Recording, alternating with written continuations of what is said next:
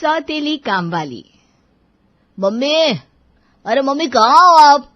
अरे क्या है नालायक, क्यों शोर मचा रहा है? दिख नहीं रहा? सीरियल देख रही हूं मैं, और जब मैं टीवी देखूं ना मुझे डिस्टर्बेंस बिल्कुल पसंद नहीं है। ये बात तुम बाप बेटो दोनों बहुत अच्छी तरह जानते हो, लेकिन आदत खराब है। माँ शांति से 5 मिनट बैठ जाए, तुम दोनों को बर्दाश्त कहाँ है? पहले ये बताओ, ये बुआ का फोन बज रहा है पिछले 10 मिनट से, उठा क्यों नहीं रही हो?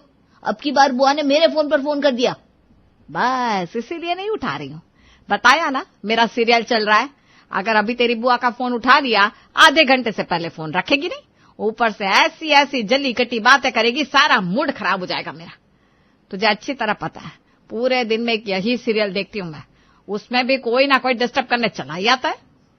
अच्छा ऐसी बात है, चलो फोन उठाकर मैं ही बुआ को बता देता हूँ, मम्मी सीरियल देखने में बिजी है, आधे घंटे बाद कॉल कर देना। अरे इधर दे नालायक, 2 पैसे की अकल नहीं है तेरे अंदर? आया बड़ा, बुआ को बता देता हूँ। बड़बड़ाते हुए सरिता ने बेटे के हाथ से फोन दिया और अगले पल उसके तेवर ऐसे बदल गए जैसे किसी ने टीवी के रिमोट से चैनल बदल लिया हो। अरे जीजी कैसी हैं आप? कितने दिन हो गए आपसे बात ही नहीं हुई। और आपको एक बात बताऊं, कल रात से ना हिचकी आ रही थी मुझे। मैं तो नीरज के पापा से कह भी रही थी, देख लो मानो या ना मानो, जबलपुर वाली जीजी की याद आ रही है। अरे जब जब आप याद करती हो ना, मेरी तो हिचकियां बंद ही नहीं होती। अच्छा ऐसी बात है भाभी, फिर फोन क्यों नहीं उठा रही थी मेरा? अरे 3 बार पूरा फोन बज बज के बंद हो गया, तब जाके नीरज के फोन पर फोन मिलाया। मेरा फोन आता है तो आपके कान में आवाज नहीं आती क्या? बस हिचकी ले लेकर ही काम चला लेती हो आप। हाँ बिना जीजी, मजाक करने की आपकी आदत गई नहीं। आपको तो पता ही है, दोनों बाप बेटे एक नंबर के निकम्मे और कामचोर है। एक काम में हाथ लगाकर कोई राजी नहीं है। अरे पूरे घर का काम खत्म करते करते आधा दिन बीत जाता है मेरा। अभी अभी याद आया, कई दिन से अचार पापड़ को धूप नहीं दिखाई, बस जीजी वही अचार पापड़ धूप में डालने छत पर गई थी, आपका फोन आया ना तो पता ही नहीं चला। अच्छा ठीक है, समझ गई मैं कितना बिजी रहती हो आप। बस आप एक बात बताओ भाभी की बात बात पर मेरे भाई और भतीजे को निकम्मा कामचोर कहना अच्छा लगता है क्या? अरे पति परमेश्वर होता है और आप बात बात पर ऐसे शब्दों का इस्तेमाल करना शुरू कर देती हो। अरे जीजी आप बिना बातों को दिल पर लगा लेती हो। अरे मैंने कब मना किया कि पति परमेश्वर नहीं है? लेकिन जो सच है वो है। अच्छा ये बताओ, आज आपको याद कैसे आ गई? मेरी कोई खास बात थी या ऐसे ही? हाँ भाभी खास बात है, तभी तो आपको फोन मिलाया है, वरना इतनी दोपहर में मुझे भी कोई शौक नहीं चढ़ा कि मैं फोन करके आपके आराम में खलल डालूं। अरे जीजी वो नीरज को ना कोचिंग जाना है, अभी फोन रख रही हूँ, अपने फोन से मिलाती हूँ, आप नाराज मत होना। हाँ कोई बात नहीं भाभी, मिला लो। फोन रखने के बाद पढ़ाई खत्म हो गई मेरी, नौकरी करता हूँ अब मैं। आप कुछ भी बोल देती हो, वो भी क्या सोच रही होगी? अरे कुछ नहीं सोच रही तेरी बुआ, इतना दिमाग नहीं है तेरी बुआ के पास। और तुझसे कहा था ना मेरा सीरियल चल रहा है, बीच में बुआ का फोन मत उठा। तो भी पक्का अपनी बाप की औलाद है, मुझे परेशान किए बिना खाना कहाँ हजम होता है तुम दोनों का। सरिता ने एक बार फिर से अपना सीरियल चालू किया और टीवी के आगे बैठ गई। पूरे 10 मिनट में सरिता का सीरियल खत्म हो चुका था। सीरियल खत्म होने के बाद अरे लाओ भाई इनकी बुआ का फोन मिला ले, वरना मुंह फूल के कुप्पा हो जाएगा। सारी रिश्तेदारी में गाती घूमेगी, भाभी ने पलट के फोन नहीं किया। बताइए क्या कह रही थी जीजी आप? वो ना नीरज का फोन था, वरना ऐसे बीच में फोन ना काटती मैं आपका। वो मेरी सहेली है ना कमला, उसकी माँ की भांजी की फूफेरी बहन के देवर की लड़की जो है ना, वो भी आपके इंदौर में ही रहती है। अब उसकी जो काम वाली है ना, उसके देवर की लड़की की ननद को इस समय काम की जरूरत है। अब मेरे काम वाली शन्नो कहने लगी तो मैंने कहा हाँ भाई काम तो मिल ही जाएगा, काम मिलने में कोई परेशानी थोड़ी ना है। इंदौर शहर में ही तो भाई मेरी भाभी रहती है। अभी इतने बुरे दिन नहीं आए कि मैं अपनी भाभी से किसी को काम पर रखने के लिए कहूँ और भाभी इनकार कर दे। क्यों भाभी ठीक कहा ना? हाँ जीजी बिल्कुल ठीक कहा आपने। अब ये देवर की ननद की लड़की की बुआ जो कुछ भी है, उसको आप हमारे घर का ना एड्रेस दे देना। अब इतनी लंबी रिश्तेदारी तो मुझे याद रहेगी नहीं, लेकिन इतना मैं कह सकती हूँ, यहाँ आकर वो आपका नाम बताएगी तो मैं उसे काम पर रख लूंगी। बुआ जी ने फोन रख दिया। फोन रखने के बाद अरे मम्मी ये क्या? मम्मी की, फूफी की, चाची की, मामी की चल रहा था। कैसी कैसी रिश्तेदारी याद रखते हो आप लोग? यह सब तुम्हारी बुआ की कारस्तानी है।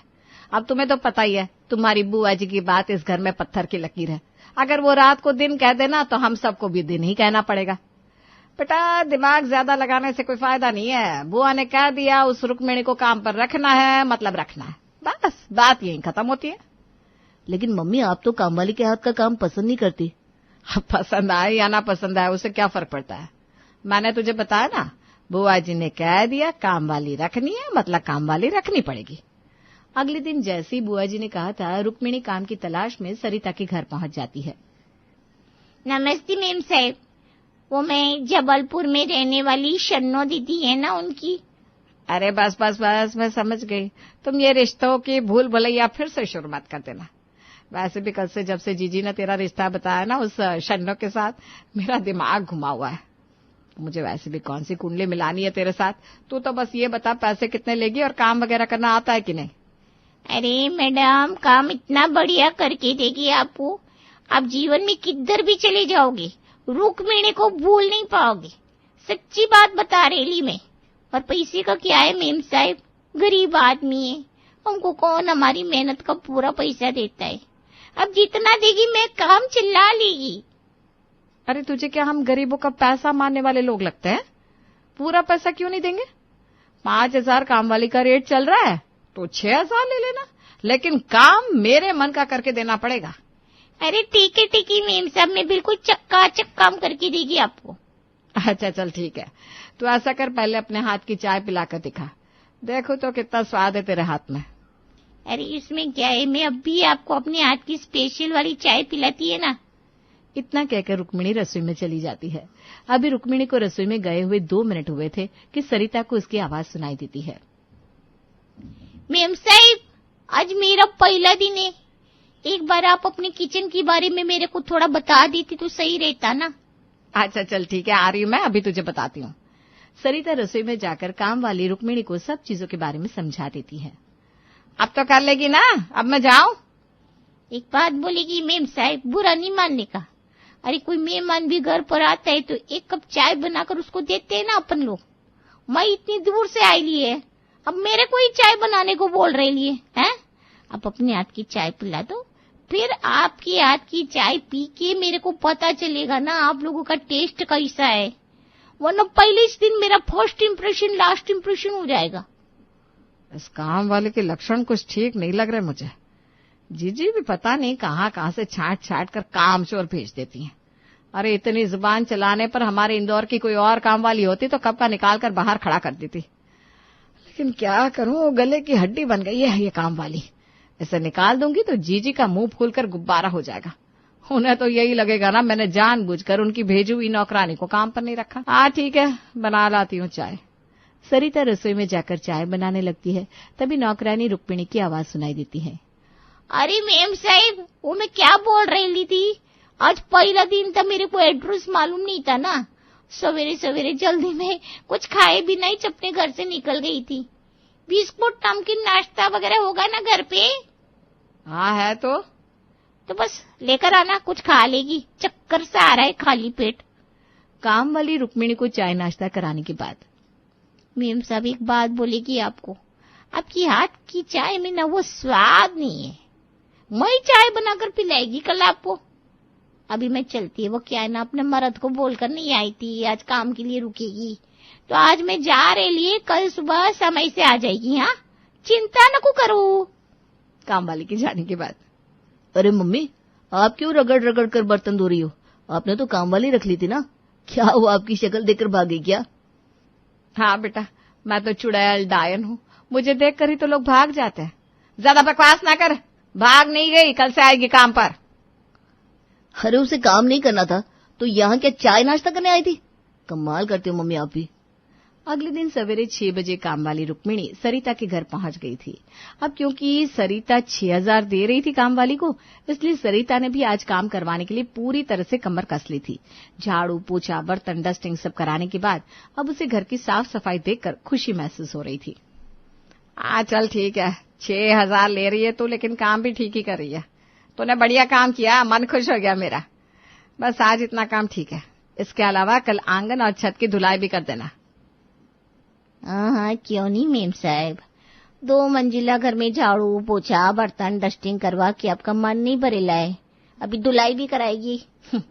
काम वाली थोड़ी रखी है, बोतल को घिसकर जिन निकाला है ना, जो पूरा दिन आपके सामने जो हुकुम मेरे आका, जो हुकुम मेरे आका बोल के सर झुकाकर खड़ा रहेगा। क्या बोल रही है, हैं? जो बोलना है खुलकर बोलना, इतना तेज कान नहीं है भाई मेरे। कुछ नहीं मेम साहब, ठीक है, शाम को आएगी, अभी जा रही है। कुछ दिन बाद, रुक्मिणी देख रही हूँ, जब तू काम मांगने आई थी तब तो बोल रही थी घर के सारे कामों में हाथ बटाएगी, और अब झाड़ू पोछा करके ऐसे गोली की तरफ भागती है तू। ये ले सब्जी रखी है, इन्हें काट कर रखकर जाना। अब हर रोज का यही हो गया था। अभी तक बिना किसी मदद के अकेले घर संभाल रही सरिता को अब छोटे से छोटा काम खत्म करने के लिए भी रुक्मिणी की जरूरत पड़ने लगी थी। दूसरी ओर घर के पहाड़ जैसे काम को करते करते रुक्मिणी की हालत भी खराब होने लगी थी। एक दिन रुक्मिणी सरिता के यहाँ पहुंचती है। दीदी बहुत बड़ी खुशखबरी है, पहले मेरे को मिठाई खिलाओ फिर बताती है। रुक्मिणी की बात सुनकर सरिता उसके मुंह में मिठाई का टुकड़ा डाल देती है। किस मुंह से बताओ, मेरे को ना बड़ी शर्म आ रही है। कितने मुंह है भाई तेरे पास? एक ही मुंह है ना, इसी मुंह से बता दे। मैं ना प्रेग्नेंट है। हैं? तू तो कह रही थी तेरा पहले से एक लड़का है, अब दूसरा बच्चा नहीं करेगी?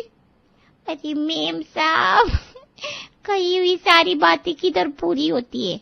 वैसे भी बच्चे तो भगवान की मर्जी से होते हैं, अगर भगवान को यही मंजूर है तो ठीक है। ठीक है, जो है सो है। चल अब जल्दी से काम में लग, पहले ही तो इतना लेट आ रही है। हाँ हाँ मेम साहब, हम तो गरीब लोग हैं, हमको किधर प्रेगनेंसी का छुट्टी मिलेगा, हमको तो काम करना ही पड़ेगा ना, चाहे कितनी कमजोरी लगे, सर घूमे, लेकिन हमको तो आते ही काम करना पड़ेगा। अच्छा चल ठीक है, तो परेशान ना हो, अभी बाहर धूप से आई है ना, और फिर प्रेग्नेंट भी है। चल तू बैठ जा, तेरे लिए कुछ खाने के लिए लाती हूँ, उसके बाद आराम से काम करना। सरिता रसोई में जाती है और चाय का बर्तन गैस पर चढ़ा देती है। मेम सब चाय बना रही है क्या? अरे नहीं नहीं नहीं, डॉक्टर ने ना मेरे को ज्यादा चाय पीने के लिए मना किया। ऐसा करो, गरम करके दूध ही दे दो, और ज्यादा देर तक भूखा रहना भी बच्चे की सेहत के लिए ठीक नहीं होता है ना। कुछ बना के रख के लाए क्या आपने? नहीं भाई, सुबह सुबह का नाश्ता तो तू ही बनाती है, मैं क्या बना के रखूंगी। चलो अच्छा ही चाहिए, कोई बात नहीं। ओ भैया को ताकत के लिए क्या देती है आप? मेरे को भी थोड़ा सा दे दो ना, दूध के साथ ले लेगी, मेरे बच्चे को भी ताकत आएगी ना। क्या कहा तूने? भैया को मैं काजू बादाम खिलाती हूँ, अब क्या तुझे भी काजू बादाम खिलाऊं? हाँ मेम साहब, आपका बच्चा बच्चा है, हम गरीब लोगों का क्या है, हमारे बच्चों के लिए कौन सोचता है। तू ये बात बात पर रोना धोना क्यों चालू कर देती है? ला रही हूँ घी में फ्राई किए हुए काजू बादाम मखाने, जो सरिता अपने बेटे को दूध के साथ खाने के लिए देती थी। अब उन पर रुक्मिणी की नजर लग चुकी थी। दोनों टाइम दूध और मेवे खाने के बाद रुक्मिणी हाय हाय करती उठती और 2-4 काम में हाथ लगाने के बाद फिर से सर पकड़कर बैठ जाती। एक दिन सरिता की पड़ोसन सरिता से मिलने के लिए आती है। तभी वो पड़ोसन को पानी दे रही थी कि रुक्मिणी चक्कर खाकर वहीं गिर जाती है। अरे अरे बहन जी, इसे क्या हो गया? मुझे तो ऐसा लग रहा है आपकी काम वाली की कंडीशन कुछ ठीक नहीं है, हमें इसे अस्पताल लेकर जाना चाहिए। 2-4 इंजेक्शन डॉक्टर लगाएगा, ग्लूकोज वगैरह चढ़ाएगा ना, तो थोड़ी ताकत आ जाएगी। अस्पताल का नाम सुनते ही रुक्मिणी उठकर बैठ जाती है। अरे नहीं नहीं, इतना खर्चा कई को करने का कोई जरूरत नहीं है। वो क्या है ना आंटी जी, मैं प्रेग्नेंट है, प्रेगनेंसी में ना काम की वजह से चक्कर आना, ये सब कौन सा बड़ा बात है। सरिता बहन, कुछ सोचना चाहिए आपको, वो बेचारी प्रेग्नेंट है और आप उससे घर में रगड़कर झाड़ू पोछा लगवा रही हैं। अरे भाई, ऐसा कौन सा पत्थर तोड़वा लिया है इससे हमने? और अगर इससे काम करने में तकलीफ हो रही है तो छुट्टी लेकर घर पर बैठे, हम अपने लिए दूसरी नौकरानी देख लेंगे। मैंने कोई जोर जबरदस्ती नहीं करी इसके साथ। बस इसीलिए ना मैं अपना तकलीफ किसी को बताती नहीं मेम साहब।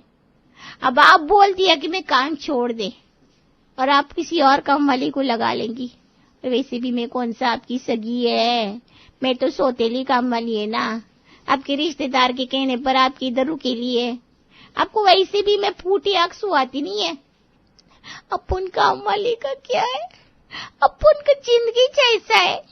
अरे भाई, फिर से रोना चालू कर दिया तूने। चल ठीक है, नहीं निकाल रहे तुझे काम से। और ठीक है, कल से तुझे ज्यादा काम वाम करने की जरूरत नहीं है, काम मैं देख लिया करूंगी, तू बस अपना और अपने होने वाले बच्चे का ख्याल रख। हाँ, और वैसे भी मैं सोच रही थी तुम काम वालियां कितना कुछ करती हो हम लोगों के लिए। अब तेरे ऐसे वक्त में मेरा भी तो फर्ज बनता है ना कि मैं तेरे लिए कुछ करूं।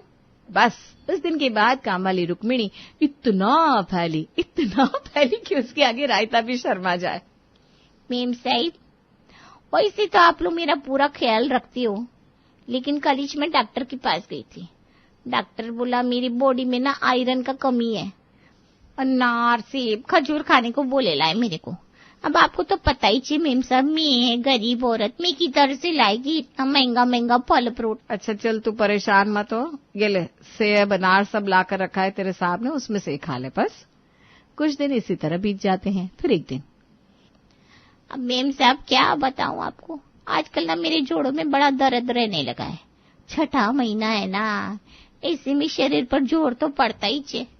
मेरे घर के पास एक दाई रहती है, उसको दिखाकर आई मैं, बोली कोई मालिश वाली लगा ले, थोड़ा तेल मालिश करेगी ना तो जोड़ों में मजबूती आएगी। अब हम गरीब लोग किधर से मालिश वाली लगाएंगे। मैं सोच रही है जबलपुर वाली चीची को फोन कर देती हूँ, वही कोई मालिश वाली का इंतजाम करती मेरे लिए। काम वाली रुक्मिणी जबलपुर में अपनी दीदी को फोन करती है और कुछ ही देर बाद बुआ जी का फोन सीधा सरिता के पास आता है। अरे सरिता, ये उम्मीद नहीं थी भाई मुझे तुमसे। भगवान का दिया सब कुछ है तुम्हारे पास, घर में किसी चीज की कमी है क्या? वो बेचारी ऐसी मुसीबत में पड़ी है, क्या बिगड़ जाएगा अगर थोड़ा उसकी देखभाल कर लोगी तो? अरे बेचारी प्रेग्नेंट है, ऐसे टाइम पर तो किसी गैर को भी देखकर नजरअंदाज नहीं किया जाता। अरे जीजी, ऐसा क्यों कह रही हैं आप? हम तो अपनी तरफ से पूरा ख्याल रख रहे हैं, किसी चीज की कमी रखी है क्या उसके लिए? दूध घी मेवे सब तो खा रही है हमारे घर में। आप कहे तो प्रॉपर्टी उसके नाम लिख दे। बस भाभी, यही सुनना बाकी रह गया था। अब क्या मेरी बात की इतनी भी वैल्यू नहीं रही घर में? बुआ जी को गुस्सा होता देख सरिता को तुरंत एहसास होता है कि उसने शायद कुछ गलत बोल दिया। अरे जीजी, आप तो मेरी बातों का गलत मतलब निकाल ले गई। देखिए, आप फिक्र मत करिए, आप यही चाहती है ना मैं उस रुक्मिणी का पूरा ख्याल रखूं, तो आप अब निश्चिंत हो जाइए। आपकी काम वाली को कोई शिकायत का मौका नहीं मिलेगा। मैं हूं ना, मैं देखभाल करूंगी उसकी। सरिता को काम वाली रुक्मिणी के लिए एक मालिश वाली भी लगवानी पड़ती है। रुक्मिणी बड़े आराम से 6000 महीने ले रही थी। उसके अलावा घी, दूध, फल, मेवे की दावत भी उड़ा रही थी। इतना ही नहीं, अब तो मालिश वाली से उसके दिन में 2 वक्त मालिश भी हो रही थी। रुक्मिणी को सरिता के घर आए 11 महीने बीत गए। ना तो 11 महीने में रुक्मिणी का पेट नजर आ रहा था और ना ही अभी तक बच्चा पैदा हुआ था। बस उसका मैं प्रेग्नेंट हूं ये राह खत्म होने का नाम नहीं ले रहा था। बस बहुत हो गया, अब चाहे जीजी बुरा माने या मुझसे रिश्तेदारी खत्म कर ले, इस काम चोर रुक्मिणी को अब मैं एक दिन और नहीं झेलने वाली। 1 नंबर की झूठी औरत है। अरे हमने क्या बच्चे पैदा नहीं किया? सब सच झूठ उसकी आंखों में दिखाई दे रहा है मुझे। गुस्से में सरिता अपनी ननद को फोन घुमाती है। सरिता की बात सुनकर बुआ जी अगले दिन की ट्रिप से इंदौर पहुंच जाती है। अरे कमबख्त नास पीटी को देखो, कैसे मेरी भाभी का इतने महीनों तक तूने पागल बनाकर रखा। बेचारी भाभी पैसे भी दे रही है और तेरी सेवा भी कर रही है। खबरदार जो तूने 1 रुपया भी भाभी से मांगा तो। और भाभी 11 महीने मुफ्त की दावत उड़ाई है ना इसने, पूरे 24 महीने बिना पगार के काम करेगी, वरना अब भी पुलिस थाने में रिपोर्ट लिखवा कर आती हूँ इसकी। बोल, करेगी कि नहीं?